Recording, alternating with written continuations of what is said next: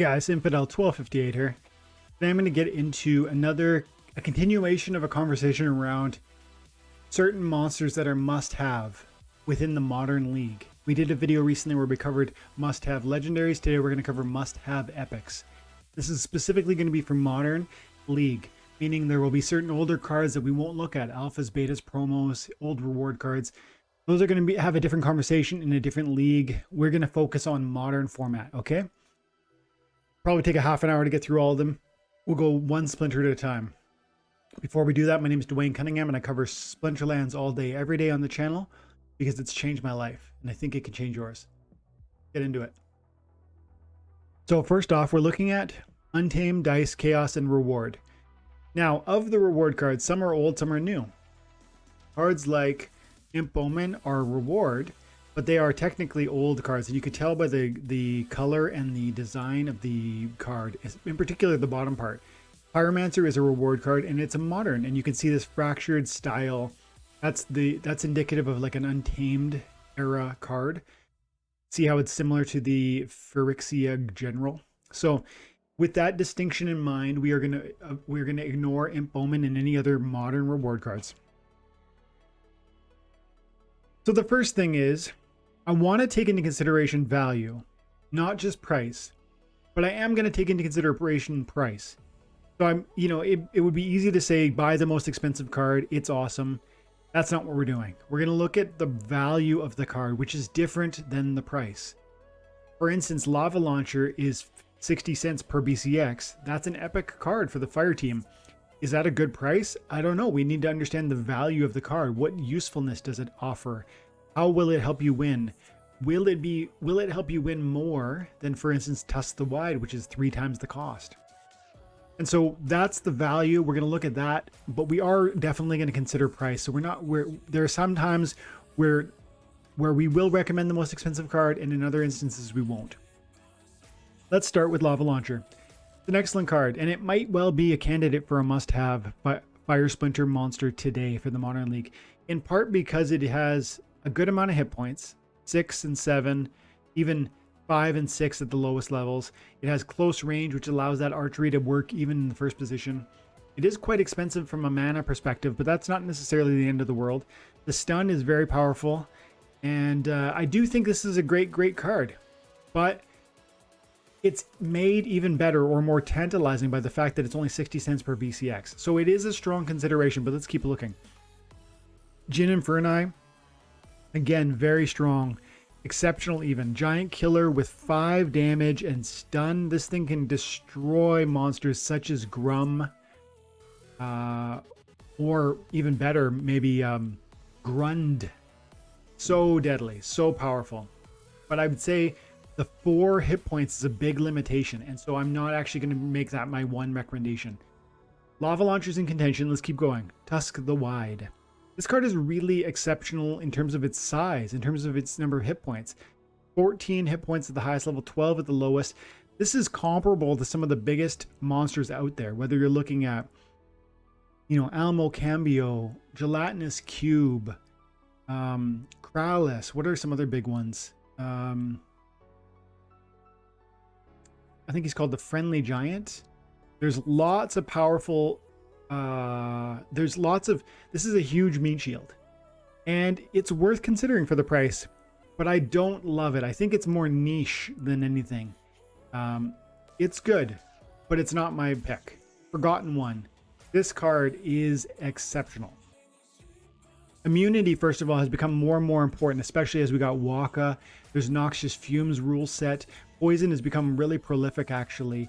And then stun too, right? So immunity is going to protect you from not just poison, but stun and other negative effects that might one day come down the pipe. I think immunity is an ability that gets stronger and stronger and stronger as the game goes on, because there's almost certainly going to be more status effect abilities that are created and then implemented, and that would mean immunity gets a broader and broader utility. That's point number 1. Point number 2 is it's got a huge amount of hit points. 8 and 4 at the lowest levels, 5 and 10 at the highest levels. That's really beefy. Retaliate is one of the key reasons why this card is so good. Retaliate is a 50-50 chance at striking a second time, or striking when you're struck. And so That makes this thing absolutely nasty. And when you look at the highest level of melee, where it's 6 damage with piercing and retaliate, this thing can be a game destroyer, a game winner. This is an absolute crusher, and for $2.30, you're going to be roughly $100 to buy a max copy. Is that cheap? You have to decide whether $100 is, inexpensive or not. But when I'm talking to you about the must-have epic monsters from the fire team, this is definitely one of them. Pyromancer is a card I don't love. Blast is great. Knockout's great. Piercing's great. It's got very slow speed, which I don't love. It has relatively low hit points, which I don't love. And it's more expensive than cards like Lava Launcher. Sure, it's good. I'm a hard pass. I actually have a copy. I'm not interested. No, thank you. I don't like it. I don't use it. No, thank you. Goblin Fire Mage I own and I use all the time. I find Dispel is increasingly powerful. There's so many, especially at higher levels, because there's so many magic, there's so many synergies that happen, whether it's Fortify, whether it's Protect or Inspire or Swiftness, any sort of buffs that your opponent's team will be offering to its tank will be deleted by the Goblin Fire Mage. That's a really, really big deal. And I think it's often overlooked. And Blind is so great for the fire team, which is usually a very fast team. And so when you're playing a speed meta where you're trying to be evasive, Blind is going to help you do that. So I think this card's really, really good. It's quite expensive though. So you're talking, to get to the Blind, you're talking $5 times, you're talking $150, maybe even, $250 for the highest level. Great, great card. But if I was going to say one card, it would definitely be the Forgotten One. And then you would have money left over to maybe even do a Djinn for an Eye or a Lava Launcher, whichever you prefer. Pyromaniac to me is a pass. I don't like archery monsters that have sneak. It's like Iza from the green team. No, thank you. Is it bad? No, it's not bad. It's just, I just don't see why I would want to do that. I just don't get it. I don't know. I can't imagine spending $6 per BCX on this card. So I'm a hard pass on that. This is a good card, but that's an old reward. Pyrexia General, probably a great card with the Shatter and this Inspire. Inspire is so helpful, especially with the fire team, which is really quite deadly with the melee. But, it's just too expensive. $10 per BCX, $11 per BCX, no thanks. So for the fire team from the epic level, the must-haves include the Forgotten One, and in my opinion, Lava Launcher, with possibly a Djinn for an Eye, and maybe Test the Wide depending on your budget. But this is situational. It's quite niche. This one I don't love because of the vulnerability from the 4 hit points, but it is very powerful. And then Lava Launcher is really, I like it a lot, especially because of the stun. But Forgotten One is head and shoulders above the rest. Let's do blue. In the blue team, I feel like again there's one standout in the Modern League, but there's lots of good cards here. This one's a bit trickier than the fire team. So Lobster Nemesis is an amazing card with Shield, Magic Reflect, and Thorns, and huge amount of hit points at the highest levels. But what are we talking here? We're talking like, look at that. For a level 5, you're saying $460. That's a lot of money. What could you do with $460? Well, you could buy probably all 3 of these ones. And these are, in my opinion, the ones that you want to consider. Again, from the value perspective, but considering price, because their lower price point is part of their value proposition. Wave Brood, for instance, is exceptional with the taunt and the close range. I don't usually put it in the first position. I generally put it in the final position, but that's going to be a distraction, allowing my tank to stay alive longer, which is usually, for me, is the rare Demon Shark. And so that's so important because the Demon Shark is quite vulnerable in terms of its hit points and susceptibility to magic. But then you drop a Wave Brood in the back, it's going to distract those magic casters and give you that Demon Shark, an extra turn or 2 or maybe 3, depending on your triage situation, to let the Demon Shark do work. So to me, this is a standout. I love the Igor, especially at the highest levels with the stun and the 3 archery damage for 2 cost. I find that to be exceptional. Nerissa Tridon is amazing, but I like it better for the wild format. So not, even though it is a modern card, I would buy it with if I was planning on playing like an Alaric in the wild format. So this is a great card, and you probably do want it, and it's a good price, but it's not my must-have. Axemaster, you've heard me talk about it. It's one of the best archery cards in the game. I love it. It's amazing with the cripple and the double strike. It's amazing. But for the cost, I'm going to say I would go Wave Brood, and I'd probably buy Igor Dark Spear. For the modern format, if I was playing in the wild, I would go Nerissa. Coral Wraith is fine. Torhilo is fine. Harpoonist is not very good in my opinion. Torhilo is good, but I would just buy a Demon Shark. Coral Wraith is good, but again, I find he has more value in the wild format as opposed to the modern, even though he is good. So Wave Brood, Dark Spear, and maybe an Axemaster if you had a big budget. Definitely an Axemaster if you had a big budget. Green. This is an old reward card. It's a great card, but we're not going to look at that. Brownie is old also. We're not going to look at that. For the green team, I feel we have a definitive answer here. It's definitely Grund. Grund is for sure the best card on the screen here, and it's by a lot. And again, you're going to play it in the right context, using a slip spawn in the rear position to be a taunt, a distraction, which is going to let your Grund do work. That double strike with the trample often means he does 3 hits per turn because he's going to get 1 kill after he hits twice. That's going to be a 3rd strike. And so he's just absolutely going nuclear on your opponent. And adding a cripple in there at the highest levels, this card is a steal for roughly, I guess it would be $200. Yeah, roughly $200. Grund to me is a must-have. I kind of feel like the rest of the conversation here is, it's so separate because Grund is such a standout. I don't like Acid Shooter. I think it's quite crap. For 2 mana, fine. You know, it is really inexpensive from a mana standpoint. Cripple is great. Poison is great, but you don't know where that poison is going to land, and that's a problem. Scattershot is annoying. It's unreliable. I don't like it. The dollar cost, I'd rather spend it elsewhere. Hunter Jarks, perhaps he's a little better because the snipe, it's nice to have a snipe play. And True Strike is great, but I would feel this would be stronger in the wild format because there are certain snipers for the green team from the wild that would synergize really well that you're not going to have access to in the modern format. And so Jarks, for me, Jarks he would fall under the more of a wild play. Beatrix, good, certainly good. But for the cost, no thanks. Mythica is exceptional, and it is probably worth considering getting up around the 10 point if you had a really big budget, but this is a huge cost. Sorcerer also very good, but again, super expensive. So the only one I really feel strongly that is a must-have is Grund, and the others are good in their own way, and it depends on your budget. Move on. Then the Life Splinter. For me, the standout is absolutely, from the not just the value perspective, but also from the price, is Jin Renova. I think this card is exceptional. I think it's super amazing.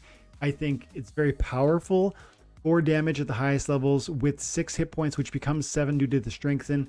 Strengthen is really underrated, and if you can put together a couple different Strengthens, you can start to really transform the survivability of your deck. So I think Jin Renova is really, really great. And Triage is so powerful in so many contexts. I love this card, and it's practically free. I think it might literally be the cheapest epic card in the game. And so that is for sure my #1 must-have for the Life Splinter. And I would recommend you get it at the highest levels while it's 50 cents, as opposed to in 2-3 years when it's definitely going to be more than that. Temporal Master is a good card. I'm not going to recommend it. 3 mana is really affordable for what it ends up being. Recharge times 2 is going to be 6 damage. That's a big damage output for a 3 mana cost. Plus the stun, but I just don't like recharge. So that's a maybe. If you're into the recharge thing, it's a maybe, but I'm not picking it. Dax Paragon is a strong consideration with the Amplify and Affliction with the 2 mana and the 2 output. I like this card a lot, especially because of, like I covered in a recent video, Amplify working so well with the Pelacor Conjurer, which has that Magic Reflect. And so because of the synergy and because of the cost and because of the mana, And because of the DPS and the Amplify, I love this card. It's probably my number 2, but I'm going to keep looking. Prismologist, I like this card. It's just too slow. And of course you can play it in a reverse rule set, but it's too, I find, I don't, the one thing I don't like about the Sloan Archery life team is that they're often slow archers. And that's a problem because you can't, if you hit last, you usually lose. Speed is so important. And so while this is an amazing card with Blast and Force Field and Silence, I just don't, I own it and I don't play it all that often. Divine Sorceress is an old reward card, so we will skip that. Lunacari Mistress is an exceptional new dice card. It's one of my favorite dice cards across all splinters. With the Oppress and the Cripple and the huge DPS, it's going to be dropping serious bombs, and it's part of the reason why white can be so effective at Magic. With Jin Renova doing 4 and Lunacari doing 4, you can be a very deadly Magic team with just these two. Adding in later maybe Light Elemental or Divine Sorceress or Dax or something like that, it's a very strong Magic team. So these are my 2 favorites, but this one from the cost perspective gets perhaps bumped down to 3rd spot due to Dax Paragon's usefulness and his price. Now, these are also good, but I'm not going to recommend any of them. Evangelist is great because of the Inspire. I use it regularly. The Rust is also really good.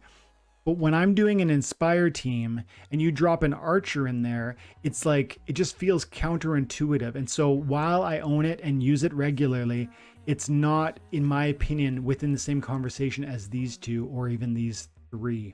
Okay, so Jin Renova number 1, Dax Paragon number 2, Lunacari Mistress number 3, depending on your budget. And these other cards are great, but as you can see, $13, $10, $15. This one has stun. This one has a good amount of DPS for 4 magic. This one is Last Stand, but the cost to me don't justify, even though I personally own them and like them. Okay, and Thunderbird can work well with Sloan, but again, the cost. So Renova, Paragon, Lunacari, Death. Now the Death is really hard because honestly, all of these are really exceptional. And before we move into Modern, I'm just going to quickly comment on the Phantom Soldier, which is an old reward card, but is so worth your consideration if you're looking at building a wild format team. Even to level 3, you're going to get that Silence, which is super powerful when your monster can begin to counter an Alric, for instance. And again, it's going to be fighting with the Alrics in the wild, so this is a really strong card. And it's going to be doing 3 DPS at that point with flying, which is good for those earthquakes, and a good amount of hit points. So I love that card, and it's worth paying the price for, you know, look at this.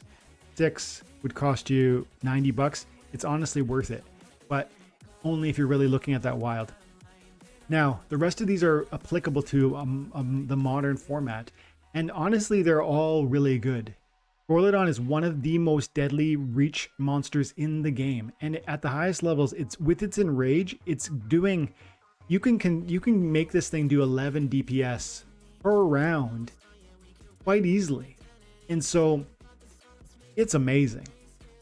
Plus the True Strike, and the reach means it's more resilient because it's going to be behind a primary tank, which is taking, you know, most of the blows. So it's amazing, and I've won countless games due to it. Therefore, it is definitely worth your consideration, but it's so expensive.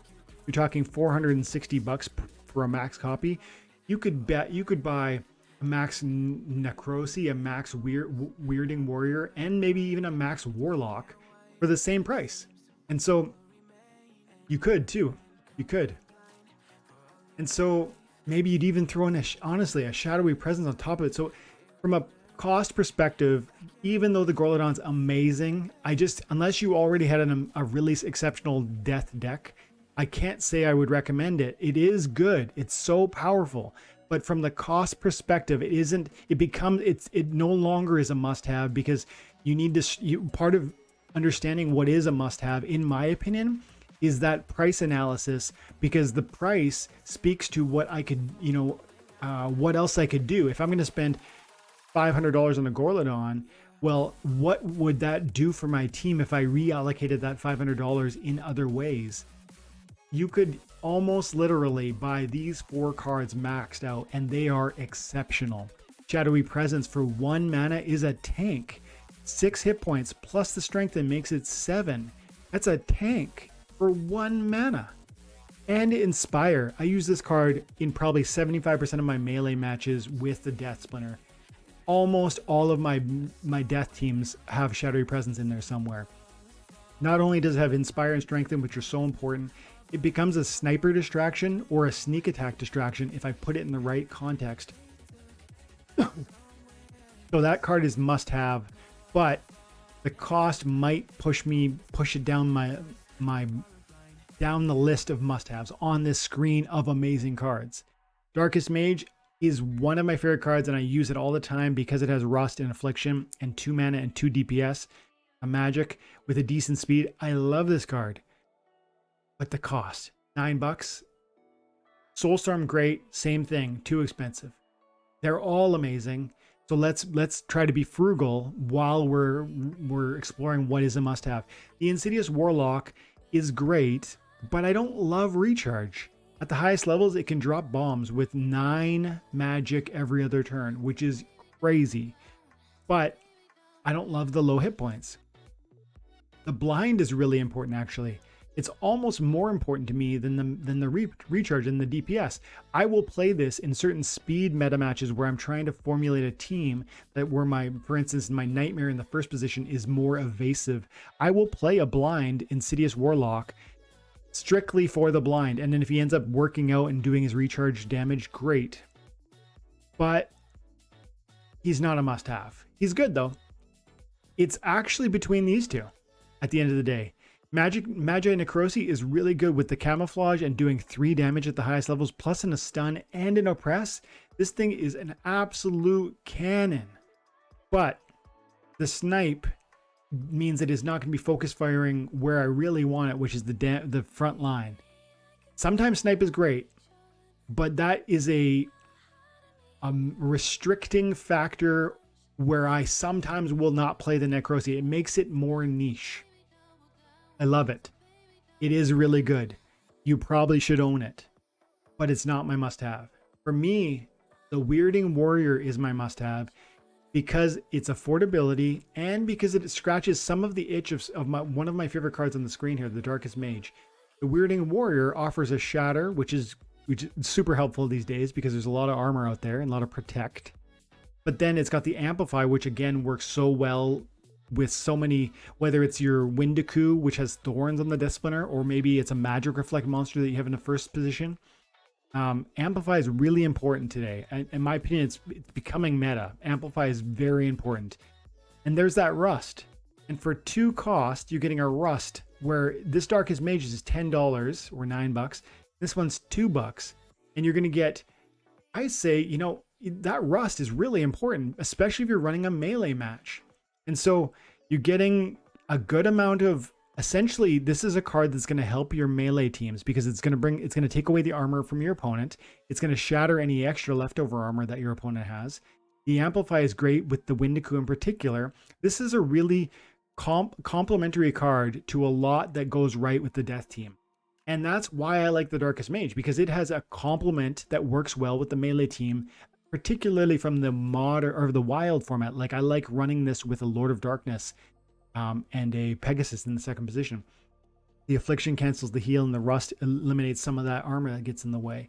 So I like this card and I like the Weirding Warrior for a lot of the same reasons. And so this is my actual must-have, especially because of the price, but also because of its kit. So the Weirding Warrior for the death team. Dragon, I really feel strongly. Well, first of all, this is an old reward. So old reward. So we're really only looking at Kretch, Dragon, Spirit, and Jinchwalla. Jinchwalla is a slam dunk because of the price. Now this card is really good, but it's not one of the best tanks in the game, but it is very good. It has a huge hit point pool, Thorns and Rage and True Strike. You're talking 16 hit points at the highest level, which is amazing. And the Enrage goes quite well with the 4 DPS that it's doing. And then the True Strike on top of it really helps you out because of the speed. Plus the Enrage turns the speed into much more significant, higher speed, which is great. So this is a very good card. And it's really kind of crazy. It's only 70 cents per BCX. And so to me, this is a strong must-have simply because of the price. Now, it has a good kit and it has an excellent value. You hear me? It has a good kit, it's a good card, but the price point makes it so tantalizing. And so that's why it's a must have. Dragon Spirit, I feel for the price and what it offers, it's interesting, but no thank you. It's got that flying and immunity and redemption. It's got a good amount of hit points. It's got great speed. It's extremely evasive. And so in the right context, it's a good card. And I have lost to it many times. But for the price, I'm not interested. And lastly, Kretch Televor, amazing summoner. If you need a dragon summoner and you are looking for a modern league summoner, this is one to strongly consider, especially if you're playing in that gold league, because like we pointed out in a recent video, the gold level Kretch Televor, which is level 5, is going to allow you to play level 7 rare monsters, which is different than all other summoners at that level. So all other summoners only allow level 6 rares. This allows a level 7. That's going to introduce new abilities and new synergies that are going to give you a unique opportunity to win. And so I think this card's really, really undervalued, but its price has spiked since we talked about that video, since I covered that in a recent video. And so this is going to cost you, you know, $8 times, if you want to get it up to the level 5, you're talking 32 copies times $8, $256. Whereas if you were going to do a Quicks, it'd be 6 times. This card is probably 30% more expensive than a Quicks. Quixodevious. Yeah. So, I mean, you got to go Quicks, even though Televor is great. But I might watch the price and just see what happens with it. And maybe if it kind of dips down below where the Quicks is, I'd strongly consider it. Okay? Let's get back to the epics. Summoners. Okay, this is the last screen. We're just doing neutrals now. These cards are amazing, and this one's really hard to decide on. But here's the thing. War Chang is awesome, but that's too much money. Tortesian Chief is amazing and works really well with Obsidian because it's got a decent speed at 3 at the highest levels and does 3 speed and 3 DPS, 4 with your Obsidian, and it has a tank heal. This card's really good, but that price. And so unless you're talking about spending $250 on one healer, which is available right there, I don't know. And considering that $250 could buy you, let's see, that card, and that card, I just feel like I have to pass on the War Chang and the Tortesian Chief. And the Grenadier is too niche for me. Also, it's good with the Oppress and the Snare and the Blast. I have to pass. Just too expensive. So now, of these 4 cards, first, let's talk about the Onyx Sentinel. It is exceptional.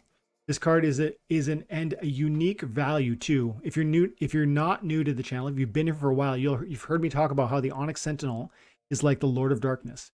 No, I mean Lord Arianthus.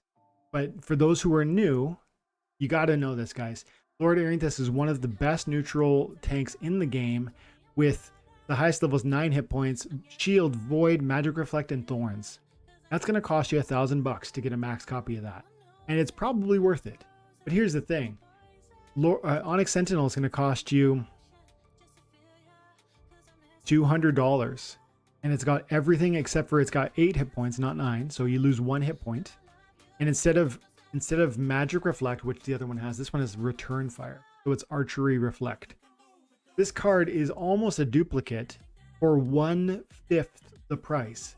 So if you need a non-attacking tank, if you've ever wanted a Lord Arianthus, if you own the Lord A, I say sell it and buy yourself an Onyx Sentinel and keep the money, keep the leftovers, right? Or reinvest it into some other amazing cards. Lord A is amazing. Onyx Sentinel is probably nearly just as good, and I think it's one of the most underrated non-attacking tanks in the game for the price point. Great card. Might be my must-have, but let's keep looking. Magi the Chaos. This card is really good, but I don't love the speed. Like the 4 DPS with the Oppress can be so great, and you could tag this up with the Jin, or with the with that other Oppress from the white team that I called out, and you can be like I said, with the white team, it's like Jin Renova, Lunacari Mistress, and the Magi of the Chaos. That could be a three magic team that just deletes, especially deletes when there's like a gelatinous cube or something in the first position. This is a great card, and it's a reasonable mana cost with the Oppress. It's very good. Good amount of hit points. Very good. Very reasonable price. I just don't love the speed. Gem Meteor. If you're rocking Sloan, this is worth looking at. It's got a huge amount of DPS and a great speed. One of Sloan's biggest weaknesses is that most of the archers are slow.